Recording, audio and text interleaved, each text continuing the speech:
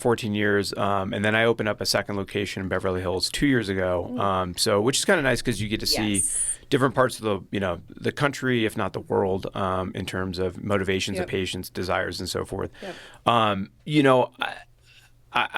would like for some of the non-surgical technologies to work better than they have. I've seen this for over 2 decades or whatever since I started all my training, where a non-surgical technology will overpromise.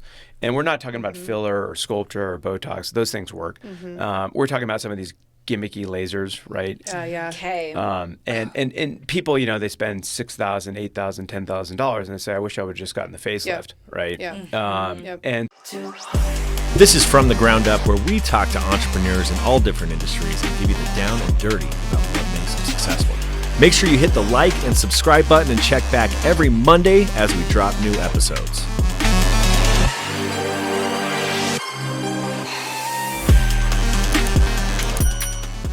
What is up, everybody? Welcome to the podcast today. Today we have Dr. Keith Ladner and his Master Injector, Carolyn. What is your? I just know you as Carolyn Mac. That's my stage name. What's your last? It's actually McEntee, but I changed it a long time ago when I worked at the hospital, and it just kind of has stuck now. So When you were, I was just talking to a nurse yesterday, and she said for social media with nurses, they tell them to not put their last name on there. Is that a thing? Yeah, back in the day, I didn't want patients to find me. Now I would like them to find me. So it's kind of different industry. Yeah. So Well, I know you as Carolyn Mac. that works. Yes. But thank you both for being on today. We really, really, really appreciate having you. And so, Doctor, I'm just going to read like I always do. So, Dr. Keith Ladner, a double board certified facial plastic surgeon and founder of Ladner Facial Plastic Surgery. that is correct. Whoa. Okay. And I believe that you are rated the top facial surgeon in Colorado. Is that accurate? I would say that's accurate, and I would actually extend that to the world. And that might just be according to me and my family, but I'm going to go with it. Roll with it. You got to. Oh my gosh, that's wonderful. And then we concur. have Carolyn, and you're kind of like his right-hand woman. If people don't necessarily want to get facial surgery, how do you guys say, okay, this is kind of a doc thing, or hey, I got you awake without going under the scalpel? Yeah, a lot of that depends kind of on age, budget. But yeah, so if someone comes to me, they've been doing fillers or biostimulators for a long time, they're 60 and they're just kind of ready, or 50s, I'm like, you got to go see Dr. Ladner. There's some things that you can only do surgical that I can't do. So we work pretty well together with referring one another when it's appropriate. I try to steal all of her patients. I don't know He's if my I don't know if boss, she so I does the same. But How long have you guys been together You're for? funny. thank you. 1 year now. Okay, so 1 I year. actually worked with his wife, Luciana, in bone marrow transplant about 10 years ago. So she kind of stole me over. So yeah, she slid into my DMs. That's how she got me too. She slid into both of our. You're funny. I feel like this is gonna be great. Yeah. This is gonna be perfect. Wait, what does your wife do? Bone marrow transplant? No longer. That She's a that was her nurse. previous career. That's right. So she is now a nurse at our practice.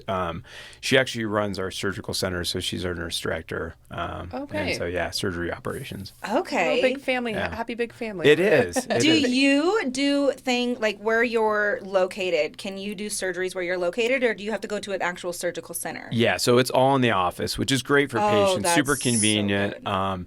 Really, I call it a well-oiled machine just because all of our staff is consistent. They're with me all the time.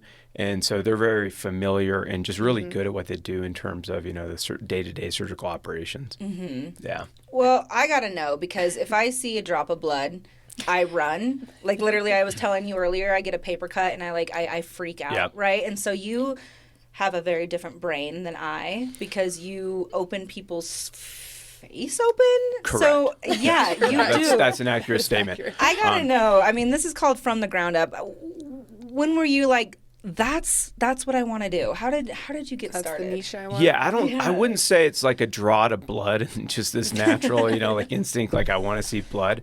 I would say, Dexter, I was that may appeal to certain people. But no, I think it was just the complexity, the thought that had to go behind the surgeries, the planning, both the art and the science. And it was really just the draw to the anatomy and how you could really kind of change people's lives in literally a matter of a few hours. So did you know that going into med school that you wanted to be a plastic surgeon specifically in this area? I did not. I would say it was one bad decision after the other that led me. No, I'm just totally joking. So glad I found what I do. But I think a lot of people, when you go into, if you don't have family in medicine, it's kind of hard to know what you really want to go into. And it's not until you start doing your clinical rotations, your third year, that you start to develop passions and draw toward certain fields. And for me, it was obvious that it was going to be something surgical, and then beyond that, it was pretty quick after that I fell in love with cosmetic surgery. Really? Do you say cosmetic? Can you? Because I was in a really bad car accident when I was 16 years old. We rolled like 6 times in my face. I woke up and it was just completely smashed. Like my nose was over here. And I had never thought about having a nose job before, but I had to get 2 reconstructive nose jobs, and they're still like, you could don't dissect it, but it's still kind of like there's like a bump. I'm looking at your eyes right now. Thank you. But it was still kind of like over here, but thank God for the surgeons that fixed my nose, because the first one it was just like hanging, and then I had somebody like cosmetically kind of fix it. But do you take on patients like that too? Like, yeah, and the lines are blurred, right? When we talk about reconstructive surgery and cosmetic surgery, I think that there's definitely some overlap between the two. So when I started my practice in 2011, I was actually taking facial trauma call for 2 of the level 1 trauma centers here in Denver. So I've done thousands and thousands of reconstructive cases as well. I think that also makes you a better cosmetic surgeon. So the elective self-pay surgeries that we do, because you're dealing with just things that are destroyed and putting it back together. That's right. Yeah. So if you can do those surgeries right, and I think you have a sort of good artistic side to you, I think both those things help you be a better cosmetic surgeon as well. Gosh, well, so I kind of heard like when you go to med school, you have to do a lot of different things. Haven't we heard that you have to like do like burn victims or just a lot of things? So how did you decide though that you're like, I want to do, because you do all facial, right? You don't do body or anything else like that? That's right. Yep. So my specialty is face and neck plastic surgery. And again, I am, primarily cosmetic practice at this point. We do some skin cancer reconstructions after what's called Mohs procedures. So when they get a little bit too complex, when the skin cancer comes out and the dermatologists need help, we'll reconstruct those. But yeah, you're absolutely right. So you don't necessarily rotate through every clinical specialty, but you rotate through enough that you kind of get a good idea for what you want to go into.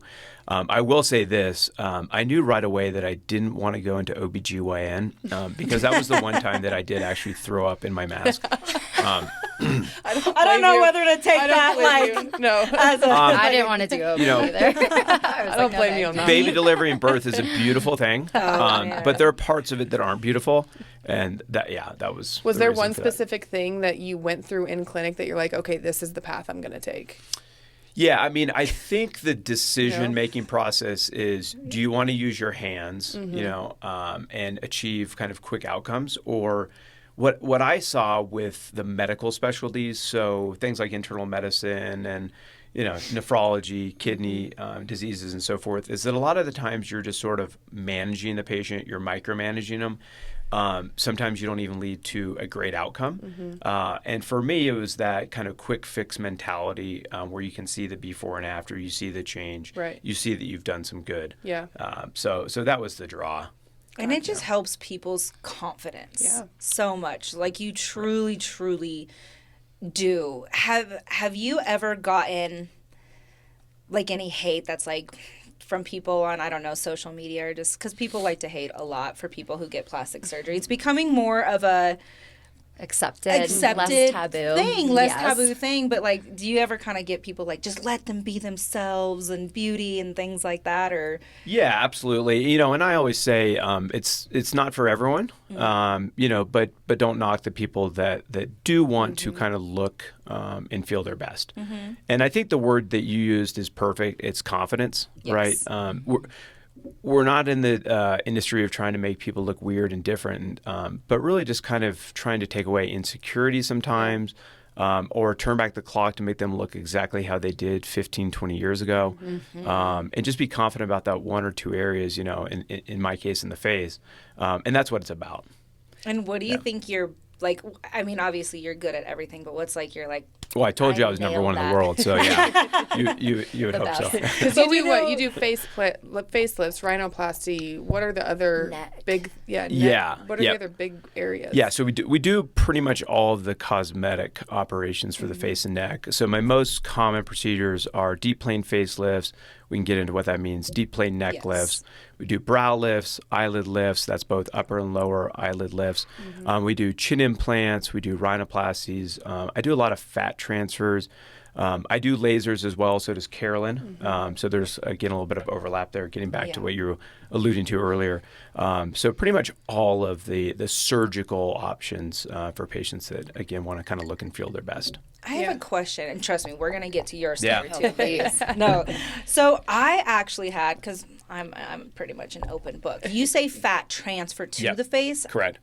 And then I heard that I did something wrong. Is I had my buccal fat removed because I had buckle. These, buckle. Thank you. I Yep. had these little chubby cheeks. And I got them removed. And then my esthetician was like, "What? No."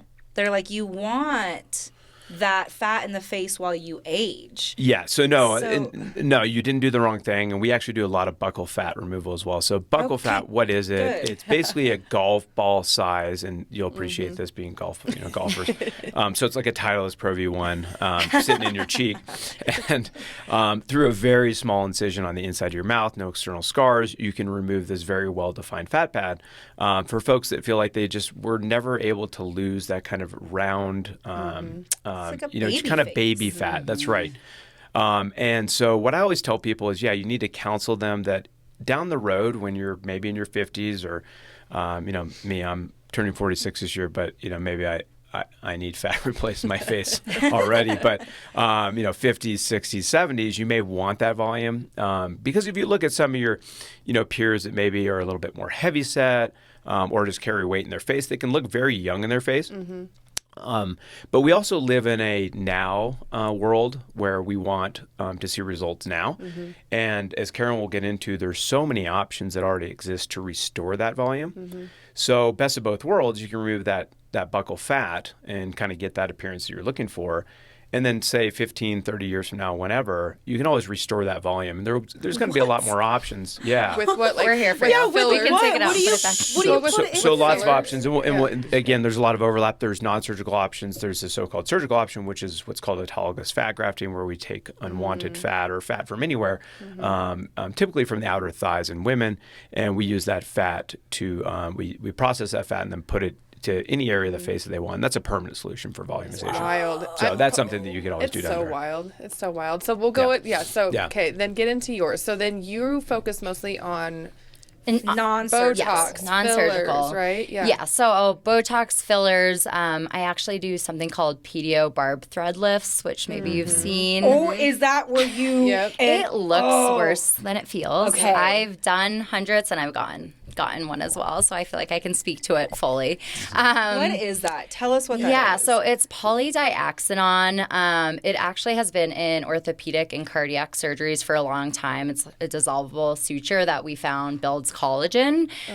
So there's two options. You can do the crazy lifting, which you've probably seen. With thread. Yeah. Correct? Yeah, and you can kind of lift that day and get that instant result as well. It's not going to be like Dr. Ladner's facelift, but for me, when I did mine, I was 36. I was starting to get the pre-jowling. I just wanted a little something.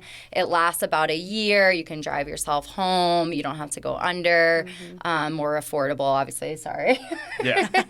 But someone like me, when I was 36, I was like, okay, I just want to, Yeah. So that worked well for me.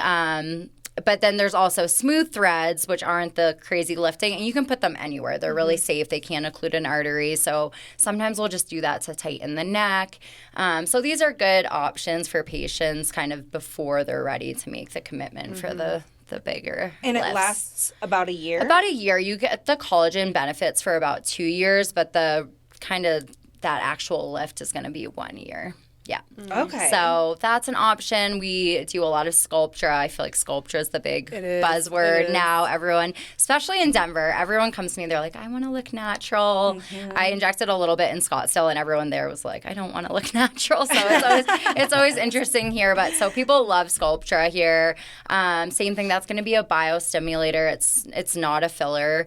So that's polyallactic acid, and it's going to get your own body to start creating that collagen again. So kind of to Dr. Ladner's point, as we age, and when you start looking really gaunt, what is gaunt? Gaunt's like, what a good word. Slim, really. Like, when you see runners, but it kind of ages them a little bit because they're almost so slim. Okay. That, even for my fitness shows, I'm like, I liked it for my body, but my face kind of felt like everything was falling down. That Sculptra is just going to restore that more youthful look. So that is when you kind of want that volume in your face, actually. And I feel like in your industry, things are so ever changing, right? Sculptra wasn't a thing until, I don't know, it's a hot commodity right now. Yeah. Like, how do you guys keep up on the trends and, in both of your worlds, keep up on everything that, because there's thousands of products that you could probably do. How do you know what's good, what's not? How do you keep up? I mean, I feel like we're always training. Honestly, it doesn't just end the day you graduate medical school or your residency, whatever. We are really big on, we do conferences every year. I'm always still attending trainings. I went to an awesome cadaver course this year. You wouldn't have liked that. I have a cadaver's cartilage in my nose. You that do? I thought freaks me out. Yeah, I told my mom, I'm like, this is my dream come true. And she's like, you need new dreams. If this is your dream. I'm like, I can't wait to cut up some people. But sometimes you gotta get a little dark. So we're always, the reps kind of come in as well with me, and they are always hosting new trainings if there's something new, if there's a new thing that we call on label. For example, certain filler just became on label for temples, so I'll go back and do like a whole new training on that. So how do you trust everything? Do you trust everything? Like, you could have a rep come in with some shit product and you're like, no, definitely not. Really and you have to use, your sixth sense, critical eye, look at the science behind these products. Really look at before and after results with standardized photography. You've seen those infomercials where someone, kind of tucks their chin down and say, "Oh, I got a double chin." They, and they stick it they out. put skin cream on their neck, and then all of a sudden, they have a better face. I'm the person who buys shit. So, I'm buying it. So you definitely don't want to just jump on every single product, every single technology. And with technologies in terms of surgery, a lot of times you can actually use these technologies in your office, on patients, assuming you feel it's safe enough, and see the results and see whether or not they actually got what the technology was promising, the rep was promising, and then decide whether or not you want to make that capital investment.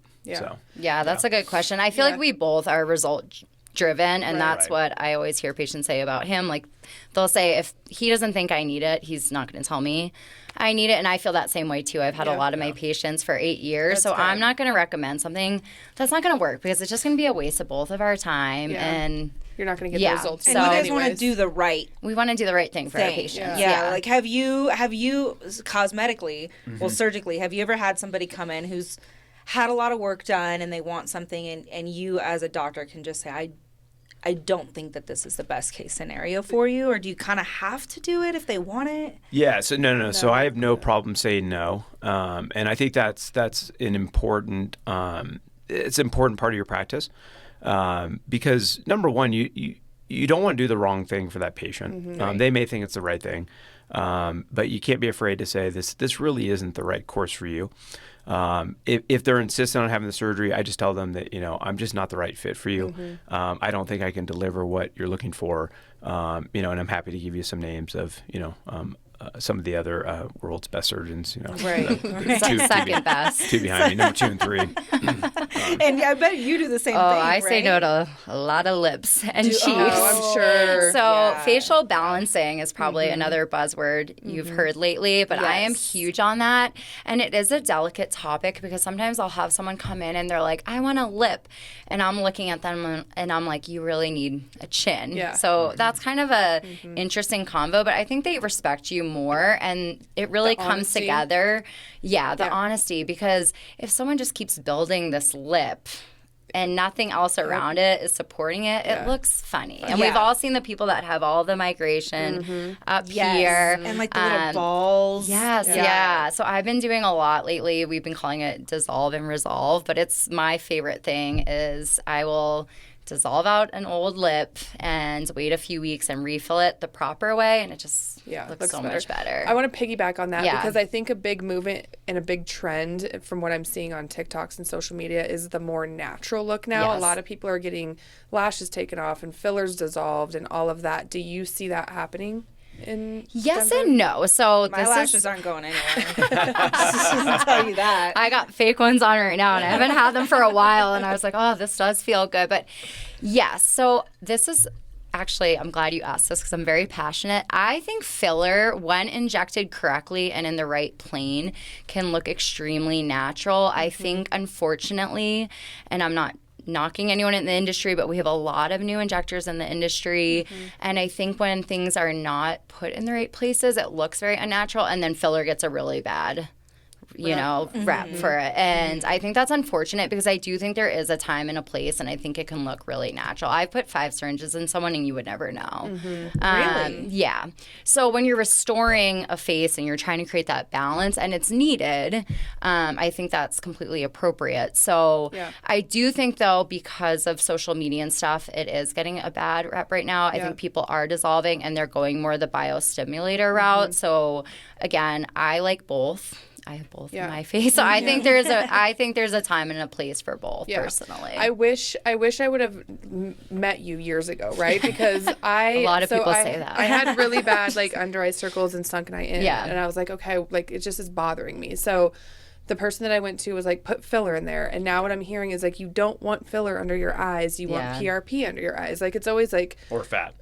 Right. Yes. So it's like, well, did I myself because I did that, but I'm like I'm okay with it, but I didn't know that there was options. You didn't have those options. Yeah, I think we are getting away from filler under the eyes. I think Dr. Ladner would probably agree with me on that. Yeah, and again, it kind of gets back to your, the question that you just posed a moment ago, which is, do you just start doing things right away? And sometimes you learn along the way. So, I will attest the fact that a decade ago, I personally was doing filler underneath the eyes.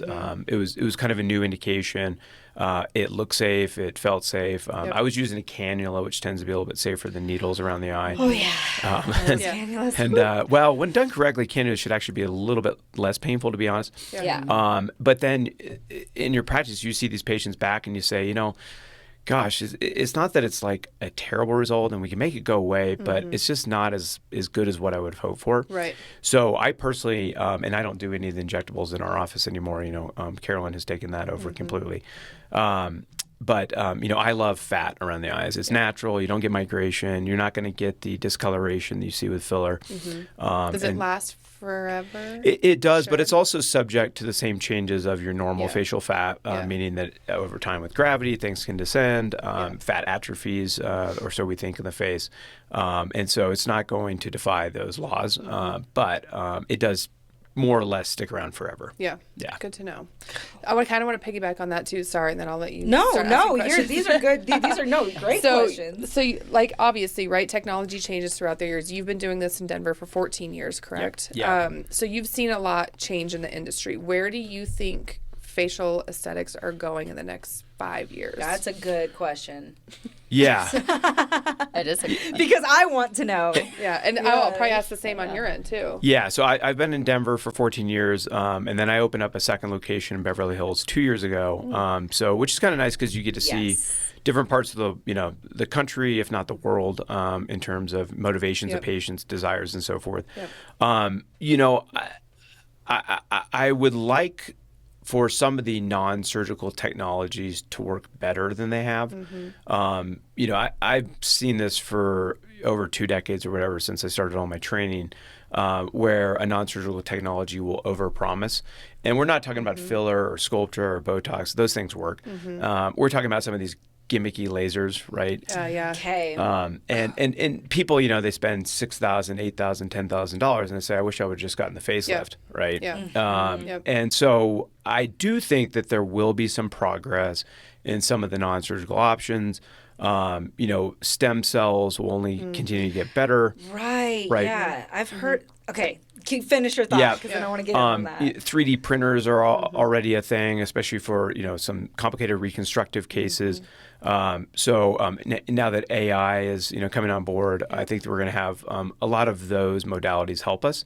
But I think surgery just continues to increase in demand and popularity. And I think social media has really helped that, access to before and afters online. Because people, 30, 40 years ago, all we thought of with plastic surgery, cosmetic surgery of the face, was those bad results, right?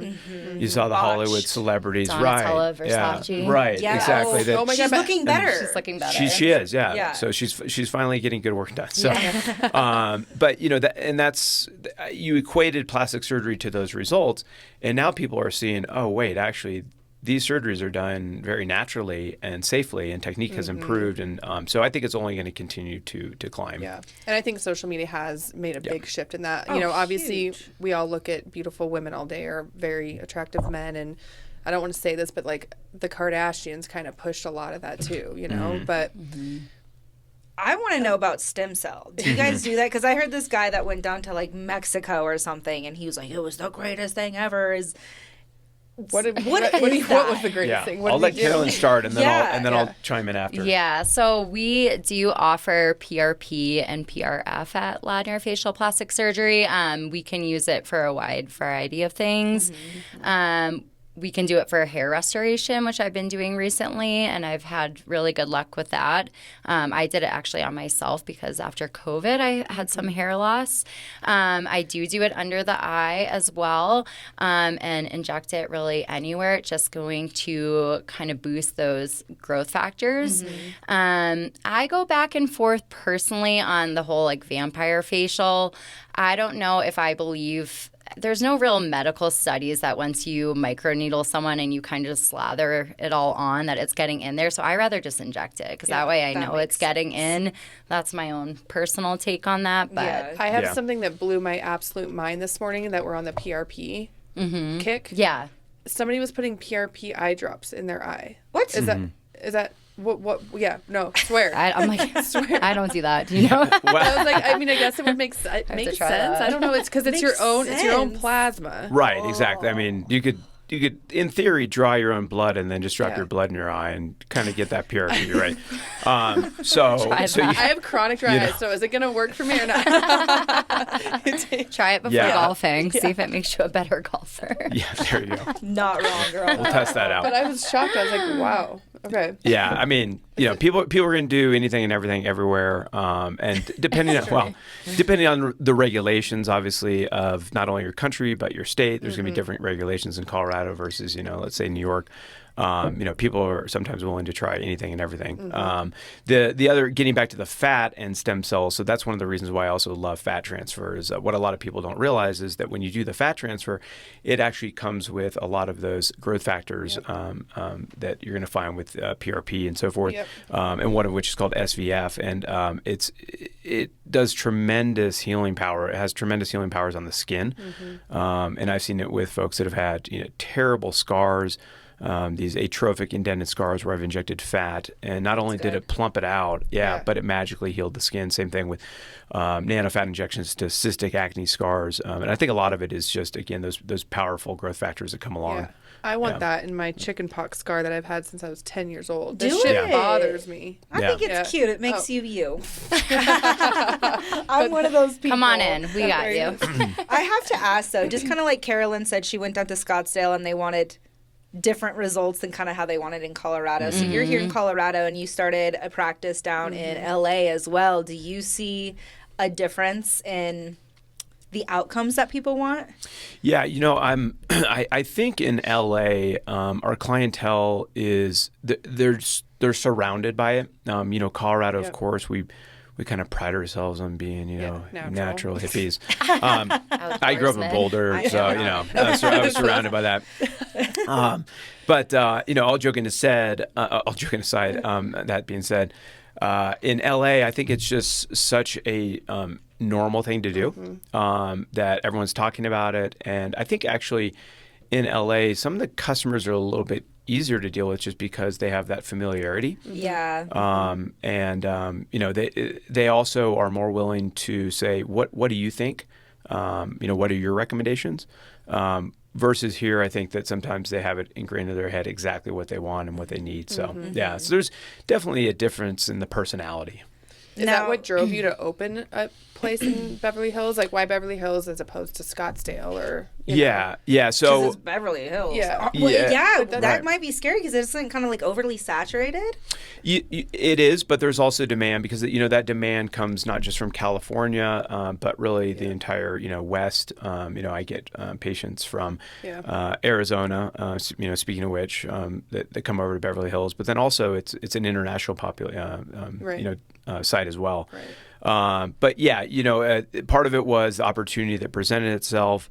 I just always liked that Weezer song about Beverly Hills. Yeah, exactly. I play it on all my whenever we go out there.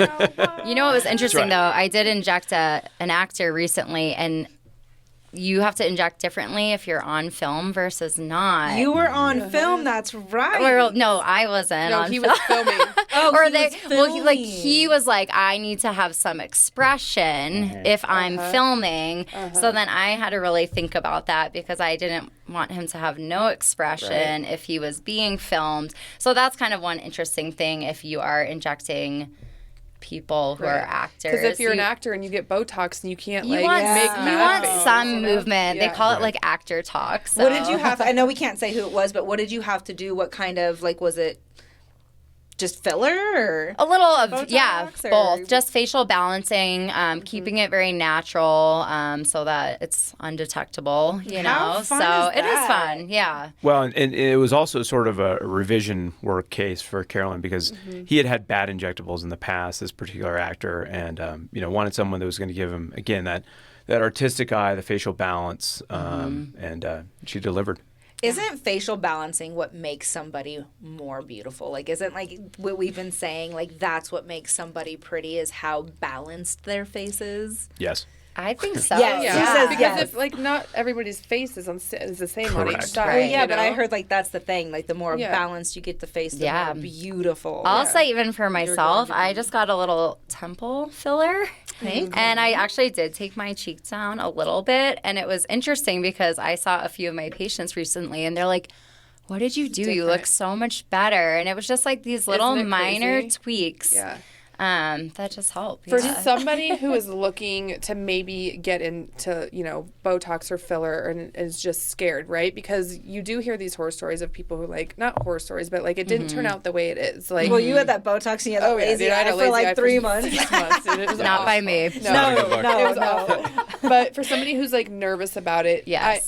from what I'm hearing, there's always a way to fix it.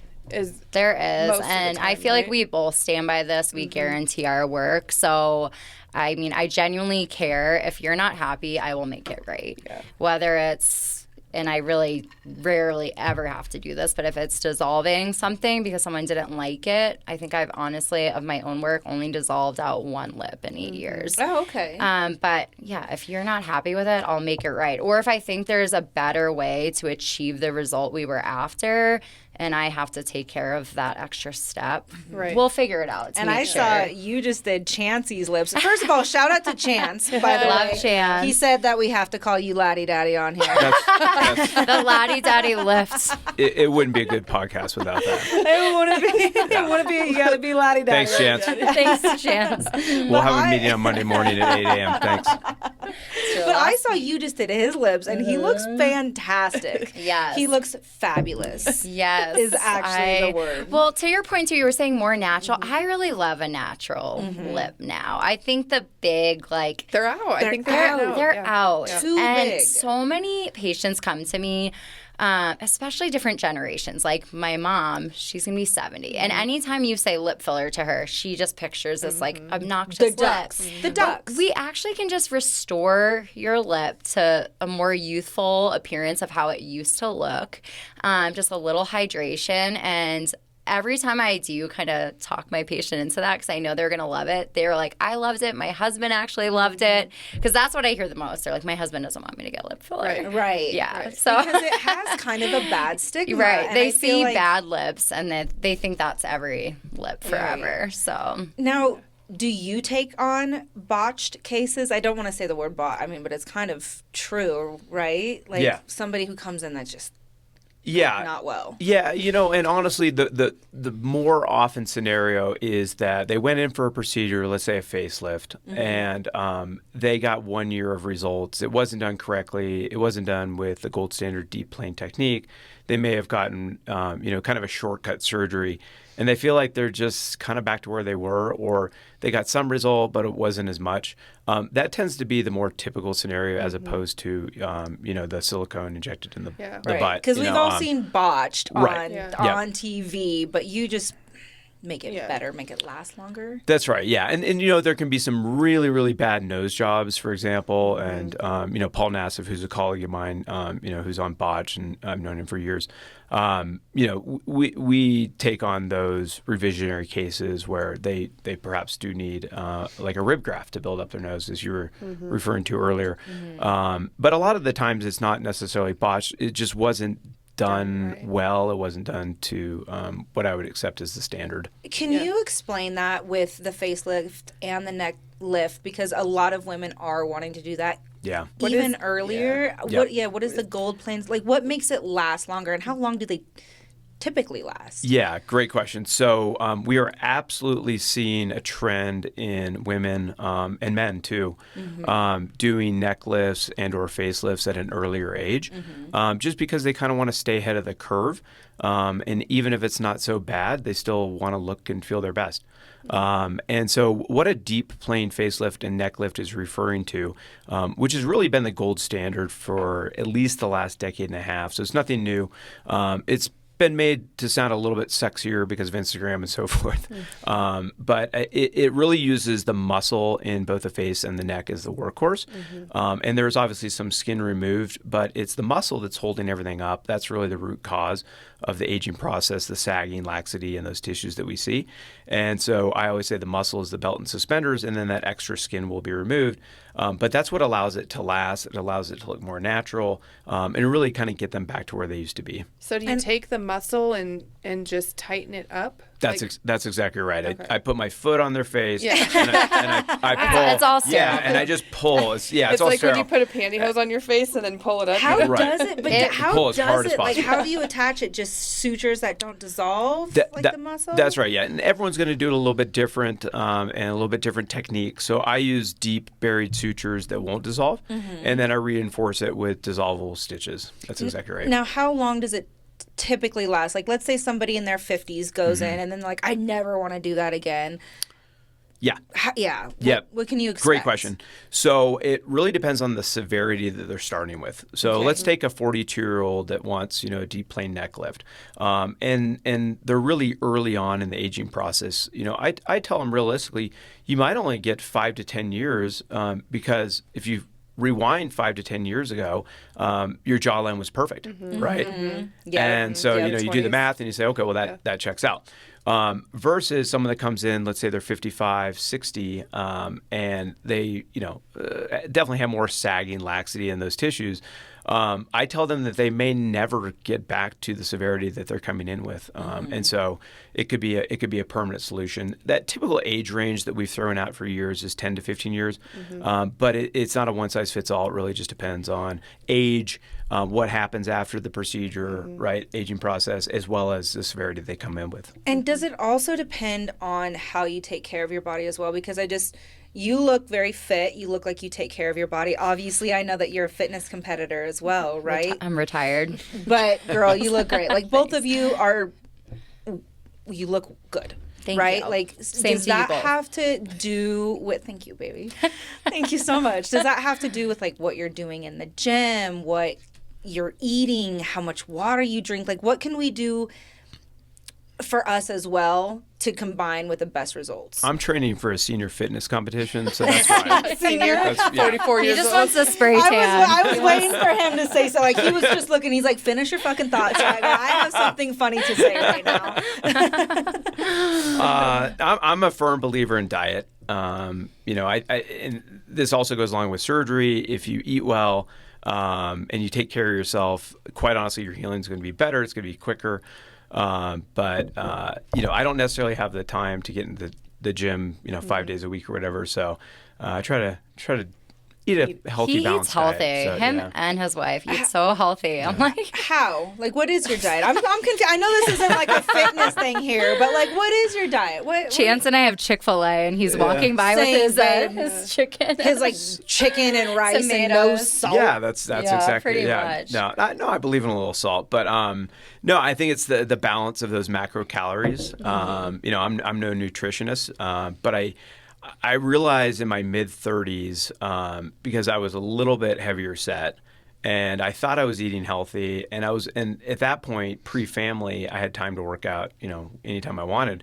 And I still wasn't looking as good as I thought I should look. And so I started studying up on it a little bit more. And I think it's going to be different for everyone, but I try to kind of get a percentage of 50% protein, you know, 20% of, you know, fat, and then 30% of good carbs. Okay. Which sounds kind of a little bit neurotic and crazy, but that's, you know, No, that's my type A personality. Because like, if we want to like stay up on the up and up, it has to do with being healthy too. Yeah, it's Yeah. a balance. Everything's Yeah. a balance, I feel like. But And why did you quit your fitness competitions? Because you look good. You look thank good. you. Yeah. You know, I'm not going to say never again. Maybe when I'm 50. I wanted to do one before I was 40. I was like, okay, I just want to do this. It's a lot of work. It's expensive. It's like a full-time job. And then, unfortunately, I do think you get a little burnt out after because I was in the gym like 3 hours a day. So, and I had just started at his practice. So it was just kind of an overwhelming time. So I feel like I've taken a little bit of a break, but I'll always work out. I love to work out. So, That's good. So we can agree that like a little bit of fat is good for the face. And the Yeah, a body. little Definitely. bit. Having a little. Absolutely. I think You they know? do say in Hollywood, like as you get older, you want to keep like a few more pounds on to Right. keep your face like a little. yeah. Yeah. Don't. Yeah. I'm like, I've been looking at, because I go to bed like this on TikTok every night, like this with this, and then it's just these thick ass lines. And I'm Yes. like, Tech neck. shit, I'm going to need a freaking. Wait, what did you say? Tech neck. Tech neck. What's that? Yeah, that's That's what exactly that what you're is. describing. When you're like, Oh, I That's thought it all. was something you could do for me. No, his neck lifts though are phenomenal. Like I think aesthetically non-surgical, I think that's one thing we haven't really achieved fully, if that makes sense. I think really surgical is the way to go for the neck lifts, and they're so good. Yeah. Where are the scars? Behind the ears? Yeah, exactly. So if it's an isolated deep plane neck lift, then there's typically going to be 2 incisions, one right underneath the chin. I always tell my patients that about 50% of the population already has a little scar under there anyway from splitting their chin open as a kid. I do. Yeah. Or as an adult, you know, especially those scooters, you know, downtown. Or whatever. And then the majority of the other incisions, you know, 95% of them are behind the ear.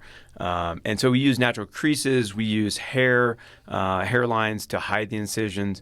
So that's how we can get away with this. And people can wear their hair back and they'll never know. So both of you are moving into kind of going into training for each of your practices or whatever you want to call it, right? You're starting to train, and you're starting to train up and coming surgeons or just people who are looking to tell me about that. Yeah, exactly. So Carolyn's actually been doing her educational, you know, seminars for a while, and I'm about to roll out, hopefully this fall, kind of the surgical version of that, which is to train both mid-level providers as well as other types of surgeons that want to introduce some kind of basic cosmetic surgeries into their practice. So we're not talking about training someone a weekend on a deep plane facelift. There's a reason why it's 6 years of residency to do that. But perhaps maybe like earlobe repair for torn earlobes. little scar revisions, mole removals, things that we consider cosmetic surgeries. That they could easily, if given the right training, they could easily offer in their practices. So, and that's one of the benefits of having our own surgery center is that we can have live patients. We get consent from patients. We have students, PAs, other physicians, surgeons that come shadow me and watch our surgeries, and so we'll roll it into a course doing that. Love that. That's exciting. Yeah, it really is awesome, and I think it does set us apart because not many injectors can just pop into the OR. Like, he'll show me something and be like, hey, look at this. And you can go in and see some things. Ooh. Yeah, so that's been awesome for me, just with anatomy and everything. Right. But that's one thing we're going to offer as well. Even if like nurses or anything want to come shadow Dr. Ladner, they can do that as well in the OR to see a facelift, because I think it really just comes together when you see that anatomy. Does, like, right? Like seeing the inside of the face, seeing the muscle. When are you starting that, or have you already started? Yeah, so I haven't started the surgical course yet. I hope to roll it out this fall. But we are in the pre-planning phase, working with our social media marketing team to kind of get all our ducks in a row. Mm-hmm. That is so cool. Yeah. That is so cool. Let me ask you guys, how do you find the time to do it all, right? Like, I know it's a job, but like how often are you in surgery? Yeah, so 2 or 3 days a week. Monday, Wednesday, I'm in surgery every day, and then all day. And then pretty much all day. So this week, I think I did 9 or 10 hours of surgery on Monday, 11 hours on Wednesday, and then I actually had about 4 hours of overflow surgery on Thursday. And then we see I see my patients on Tuesdays and Thursdays. So outside like, of that. so you get a break, like mentally you get a break, because I think that would be a very long time, like being over somebody. Do you get tired? That's how he stays slim. I don't know when he eats. I'm like, he never eats. Right, right. No, I'll have a celery stick at lunch or something. It definitely is one of those things where you get in your zone, and it's like any job. It's like what you gals do, and so it's routine, but at the same time you are thinking, you're very focused, and at the end of the day you realize, wow, I guess I've been thinking all day. I guess I am like a little bit Mentally tired. drained. Yes. But you don't feel it during the surgery. Yeah. It hits you after. I always wonder this because I've had a couple surgeries, and I love go you're not a under. gatekeeper. Yeah, Shay just keeps it real. Girl, fuck it. Whatever, I keep it real, too. I'm like, temple filler. I don't give a shit. Yeah, same. But I want to know, like, what do y'all talk about behind the scenes? Because, I mean, I know you can't really say much, but, like, do you listen to music, or you're like, oh, God, look at that girl's awful tattoo? Because I have those, too. Like, or do you... Yeah, so I mean, number one... We keep it profesh. Yeah, number one, you don't ever say anything poorly about your patient. Wouldn't be ethical and or allowed, to be quite honest. It's more kind of shit-talking amongst each other, right? Yeah. So, in the OR, you have your anesthesiologist. I have 3 amazing board-certified anesthesiologists that I've hand-selected. And then you have your circulating nurse. You have your surgical tech, and oftentimes an assistant as well. So there's lots of people in the room. Yes, we do listen to music. We let everyone kind of pick, go around the circle or whatever. But a lot of it, too, is just catching up on news stories and people's lives, if you haven't seen them in a week. Yeah. It's not as juicy as what you might think. So weird just having normal conversations while you're just like tugging on somebody's face. Pounding on some bone in the nose, no big deal. Jeez Louise. There's times of focus and times of. Because I know that I always say some funny shit right before I go out, like some inappropriate things. Like That's feel my like, fear. I've never been under, and I may or may not be going under this year, and I'm like, oh my God, what if I say something weird? As soon as they like give you the like happy medicine, and then they're about to put the mask on you, all my bad things. That's just my come fear. out. What if I get a surgery with Dr. Ladner, and I'm like, can I get a raise or something? right when I'm going under. I would hope that you could just ask me that in person. Call him Daddy Ladner.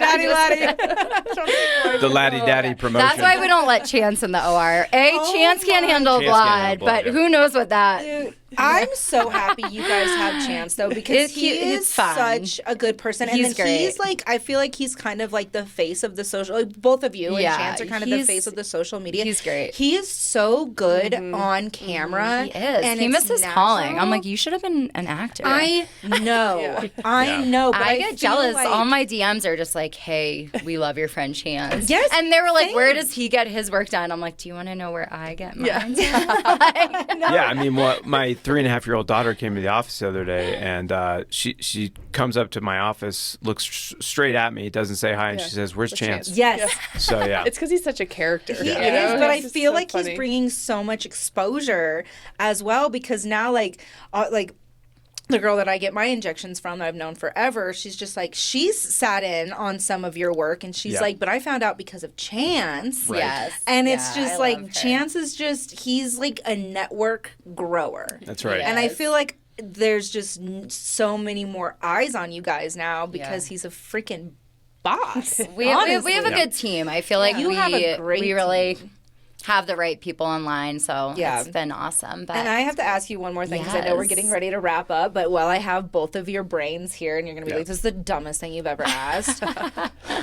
What do I do? So I have like these smile lines right here, and they're creased. They're officially creased. Like I am officially really losing collagen there.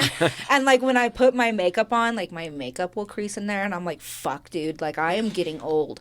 What do I do?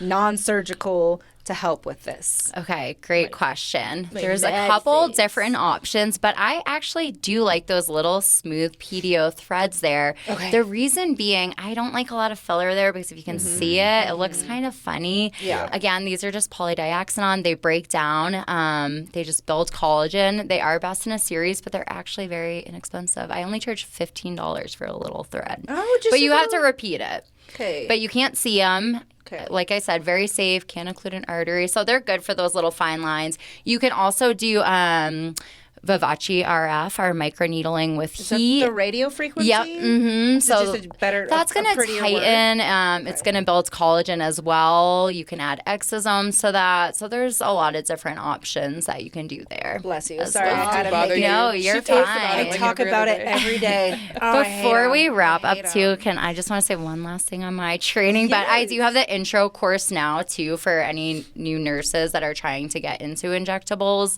I get a lot of DMs of nurses who, and I don't want to clear out the hospitals, but a lot of nurses who kind of want something different or a side gig are wanting to get into injecting. So we have the intro to neurotoxins, Botox and Dysport, and fillers. We're holding that quarterly now, so it's a morning kind of didactic and then hands-on, so everyone gets to inject fillers and Botox and Dysport. And then we have advanced trainings too. So. And how can they find you or sign up or become part of it? Yeah, so you can message me at Injection Diaries and DM me or call the office directly, and then we can get you set up. Okay. And yeah. how can everybody find you? Well, I think everyone knows about me, right? Wait, dude, I love it. He's trying to keep people I'm Yeah, all we've already about covered that. No, so of course, we're on all social media platforms: Instagram, Facebook, our website, and then just you can call the office as well, old school. Or Chance. Or Everybody Chance, knows yeah. Chance. Everyone just knows text Chance day and night, especially on the weekends. Yeah. Well, this is Exactly. awesome. Yes. You guys make everybody look beautiful. Thank you. Inside and out. Like I Thank said, it you. comes with the confidence, too. Right. I love what you guys are doing. I do. do too. I Thank you. truly, truly do. So, non-surgical, surgical, make Thank people you. confident, make people better. And thank you guys for being on. Thank you so much for having Thanks us. for This was having awesome. us. Super fun. Let's We all go. out. Loved it. Let's do it. Let's do it. Thank you so much for listening. This is From the Ground Up. Make sure you hit like and subscribe and check back next Monday for the next episode.